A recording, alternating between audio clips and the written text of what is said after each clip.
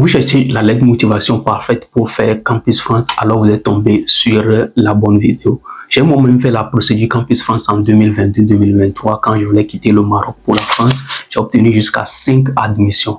Une admission à l'Université Claude Bernard Lyon 1, l'Université Toulouse 3 en Master 2 et l'Université Paris-Cité en Master 1, Université Paris-Saclay via Inception Paris-Saclay en Master 1 Data Science et une admission en Master 1 informatique à l'Université Sorbonne Paris-Nord.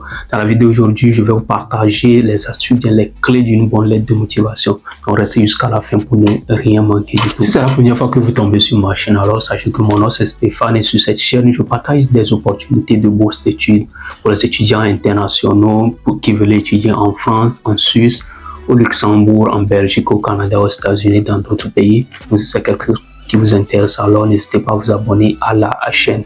Je partage aussi sur la procédure Campus France et d'autres procédures qui peuvent vous intéresser. Alors, l'objet de la vidéo d'aujourd'hui, c'est la lettre de motivation Campus France. Comment on écrit une bonne lettre de motivation Campus France? J'ai énuméré ici les éléments ou bien les clés d'une bonne lettre de motivation et j'ai pris note pour ne pas oublier en fait. Donc, suivez jusqu'à la fin. Numéro 1, une excellente présentation de votre parcours et de ce que vous êtes en train de demander. Qu'est-ce que je suis en train de dire par là?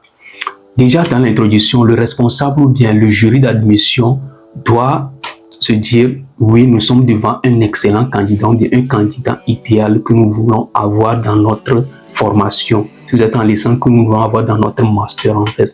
Qu'est-ce que moi j'avais fait quand j'étais au Maroc? J'ai mis en avant mes moyennes et mes bourses d'excellence que j'avais obtenues du Togo pour arriver au Maroc.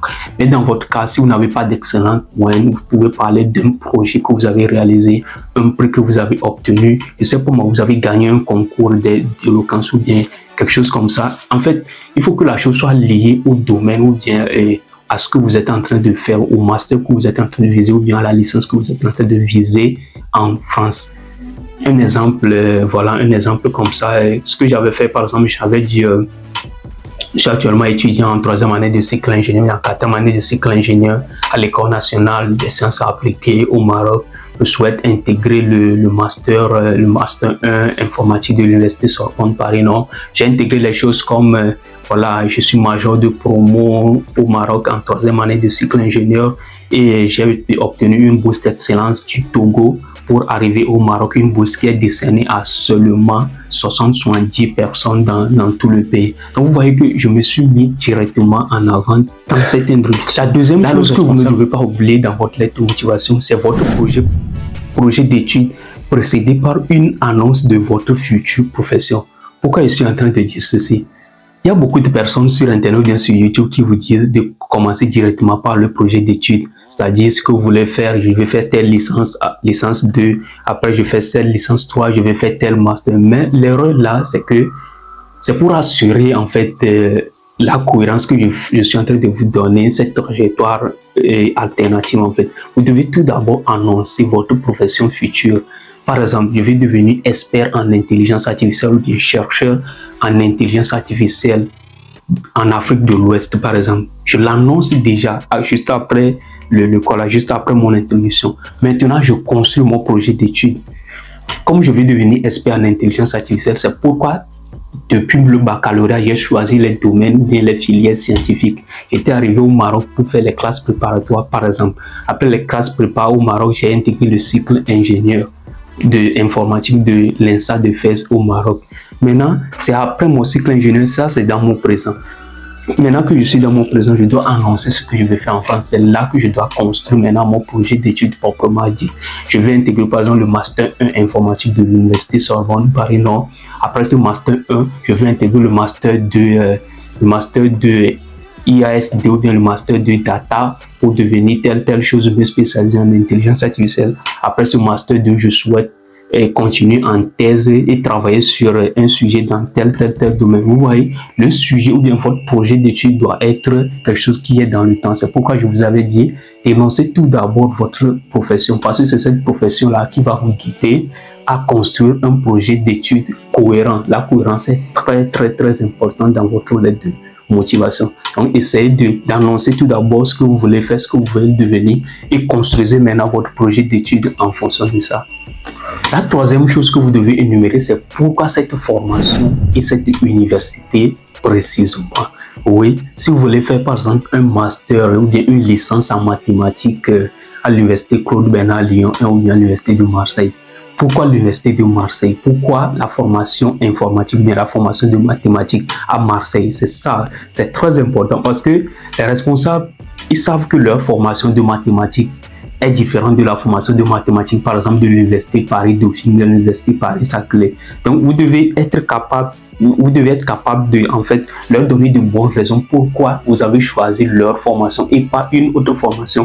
Ici, qu'est-ce qu'il faut faire en fait? Vous devez donner les facilités que propose l'université. Par exemple, l'accueil des étudiants internationaux, ou bien certains professeurs, certaines spécialités qui sont à Marseille mais qui ne sont pas dans d'autres universités, les laboratoires, ou bien, je ne sais pas moi, les formats entreprises qu'organise l'université, tout ce qui va faciliter en fait la réalisation de votre projet professionnel.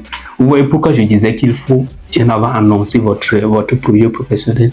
Ça veut dire que, par exemple, je vais devenir expert en intelligence artificielle. Je souhaite intégrer le master IAS de l'université Paris-Dauphine parce que l'université Paris-Dauphine a des facilités, a des grands laboratoires de recherche.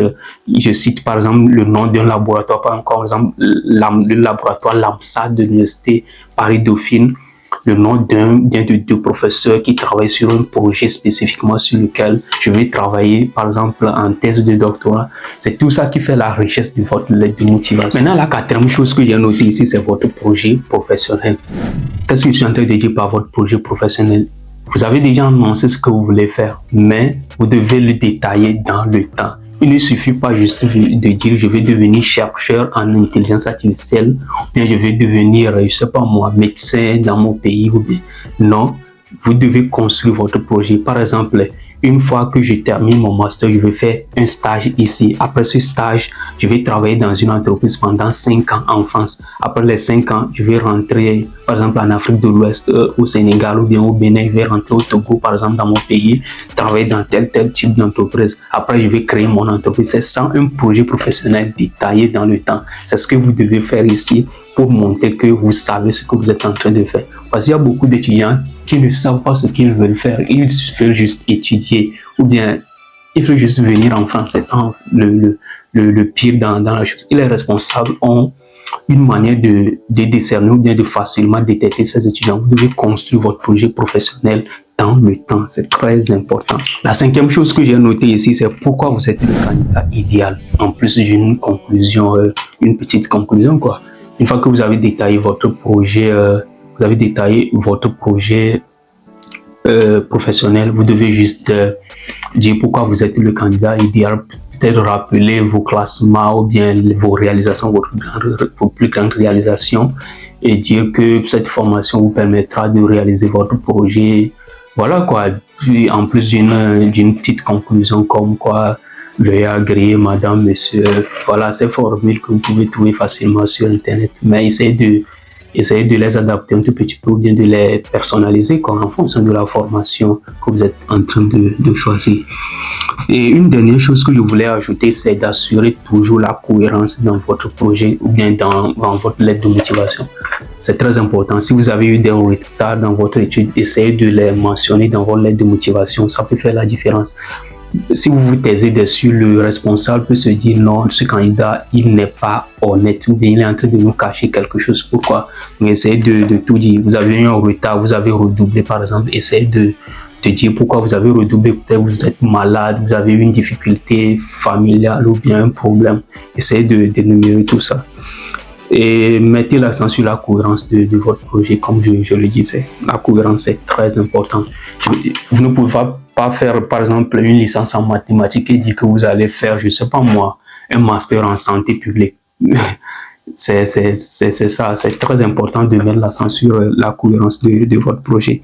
Donc, je pense que c'est ça les ingrédients d'une bonne lettre de motivation. Si vous suivez attentivement cette vidéo, vous pouvez facilement construire une excellente lettre de motivation pour obtenir des admissions en France et en septembre 2026, vous serez en France pour vos études. D'ici là, prenez soin de vous et n'hésitez pas de vous abonner à la chaîne si vous avez aimé cette vidéo.